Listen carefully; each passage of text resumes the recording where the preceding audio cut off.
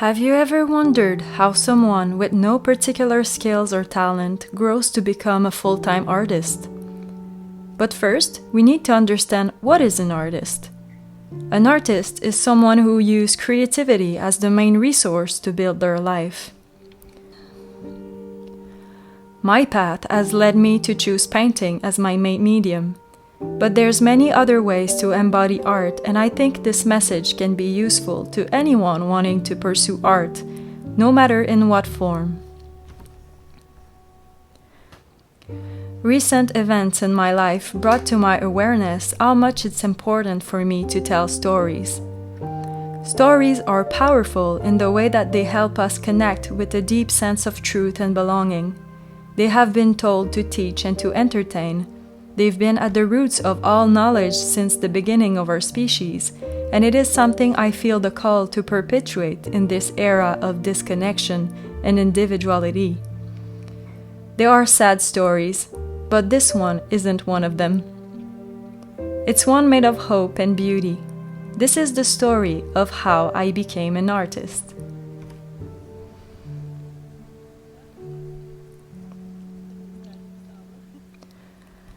As long as I can remember, I've always been a sensitive kid. I experienced this life with an emotional intensity that I found quite overwhelming at times. For the longest time, I thought of this as a weakness. There was also patriarchy and the generalization of women always being too emotional that didn't help at all with embracing my own roller coasters of feelings, and instead conducted me to be ashamed of it and to keep it all in and smile, like a good girl, you know. I asked myself so many times why I was feeling too much, and I even thought I had some sort of mental illness or another defect that made me that way. It felt like everything had such a profound impact on me, both the good and the bad experiences, and even at a young age I was unconsciously looking for an escape. So I began inventing stories. Stories where the intensity was found in the marvelous and where I could just live a little bit in my own fantasy world. There I could be the full spectrum of me. I was creating myself as this unique character with the power to change the world, and my sensitivity was no longer a weakness, but a force of nature. Caught in my own little world, like a lot of kids, the material world and my imagination started to melt together, and I could soon enough see things project into my perception of reality. You know, like having an imaginary friend, but to a bigger scale.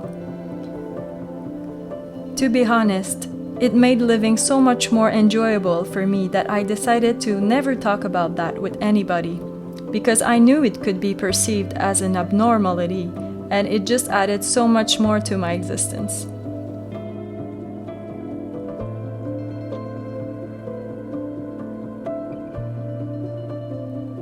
I kept my visions for myself, like a treasure.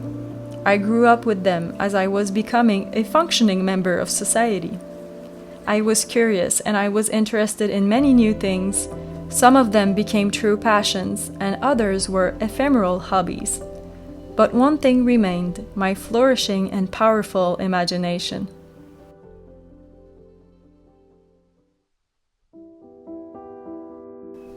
At the age of 13, my mother gifted me a couple painting classes.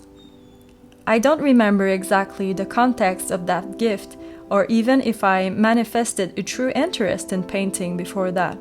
But what I remember clearly was the reaction my parents had to my first 2 paintings that I produced during these classes.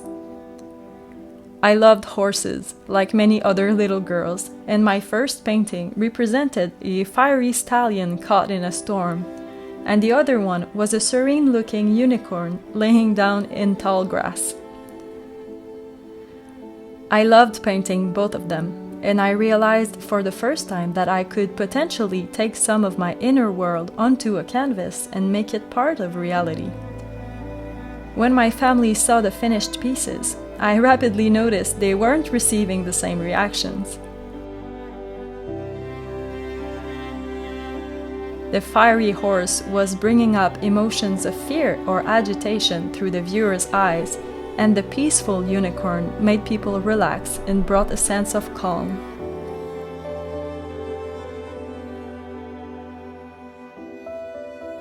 I remember thinking to myself that it was extraordinary that a poorly painted image from a clumsy teenager could make someone feel true emotions.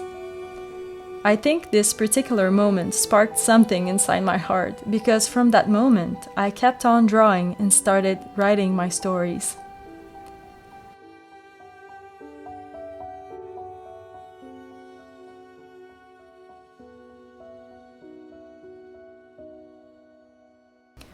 I kept on growing, but never really considered art a potential career for me. It just became a way to bring some of my visions to life and became a potent emotional outlet for me. I threw out or burned most of my sketches. They were no longer of any use to me when they were finished, but some of them remained on the margins of my school notebooks and random pieces of paper. Then, I became an adult.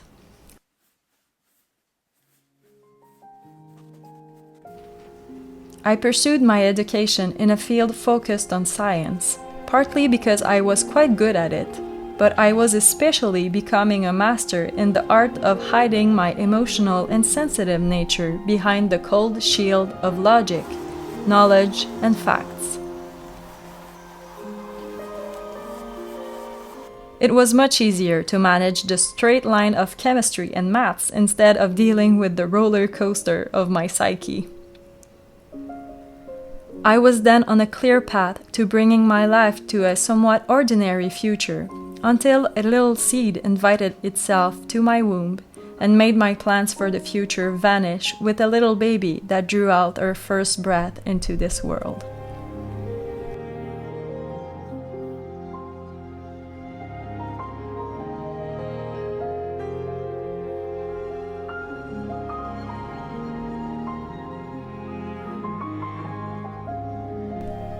I wondered if I was really qualified to take this little infant and bring her to become a flourishing and happy adult.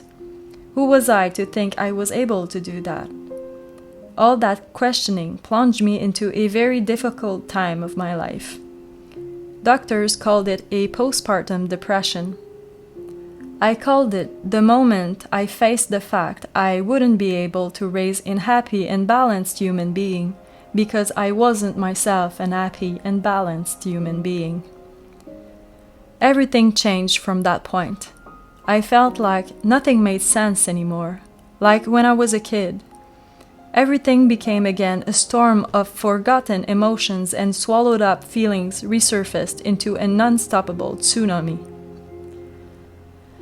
There was no more logic, knowledge, and facts.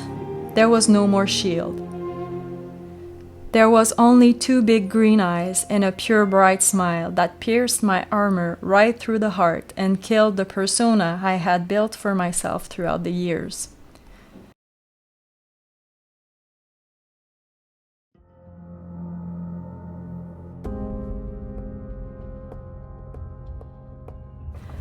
This tiny little baby girl shook my world so much that I lost my way for a little while.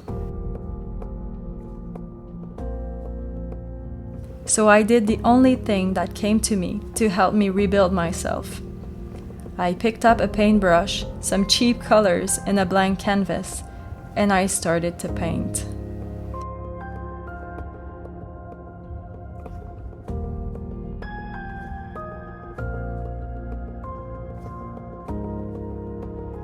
I painted all I was never able to tell, all the shame, the anger, and the judgments. I painted my mistakes and fears, until there was nothing left to paint than the truth.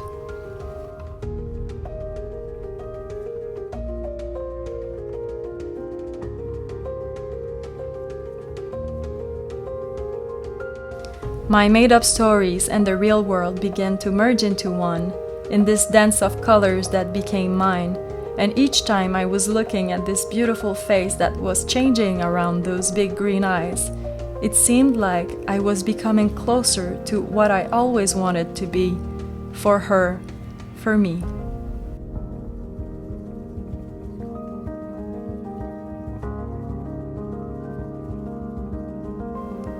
One day beauty and magic came back under my brush and never left again.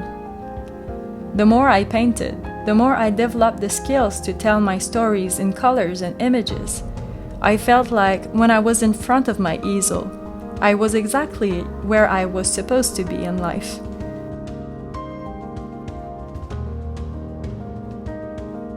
This is when I understood that I could add fantasy and beautiful feelings to people's lives if only I had the time to paint more. So I took a giant risk. I just decided I would do it full time, and I began.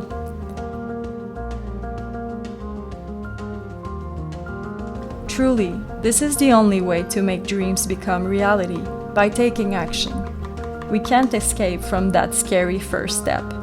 And if you just remember one thing from this long story, I would love it to be that no matter what your aspirations are in life, you can become whatever you wish if only you take that first step.